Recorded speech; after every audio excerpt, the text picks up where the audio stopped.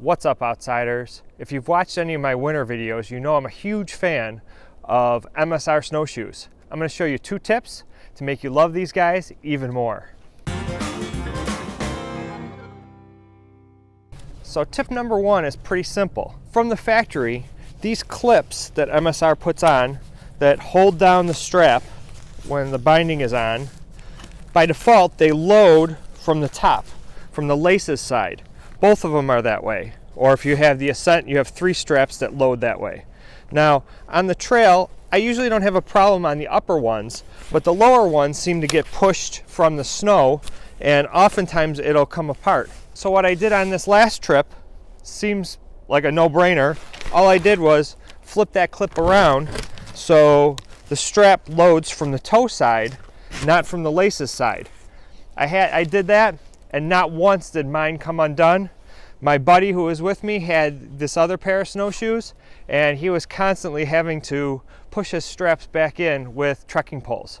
So tip number 1, the lowest clip, the one closest to your toe, just flip that around so it loads from the bottom instead of the top. Before I go on to tip number 2, I want to thank everybody for subscribing to my channel. It's really helped my channel grow. If you haven't subscribed already, be sure to click that subscribe button. And if you like this video, be sure to click that like button.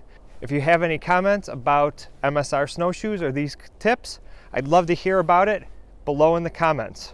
So tip number 2, also pretty simple. What I've noticed is on the back bindings, something similar will happen. These straps will pop up over time.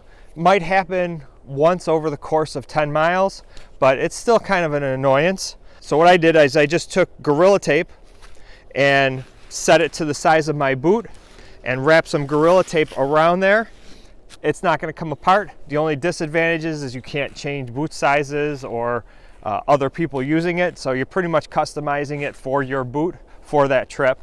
But this made it much more secure. Not once did this strap pop up or get in the way. These are 2 pretty simple tips, but it made all of the difference when you don't have to take your gloves off or keep messing with the straps with trekking poles. It makes the trip much more enjoyable. You feel much more secure. Now, these bindings are rock solid.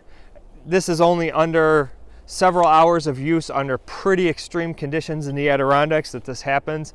On flat ground, easy hikes, I usually don't have any problems with the bindings, but these 2 tips made my trip much more enjoyable.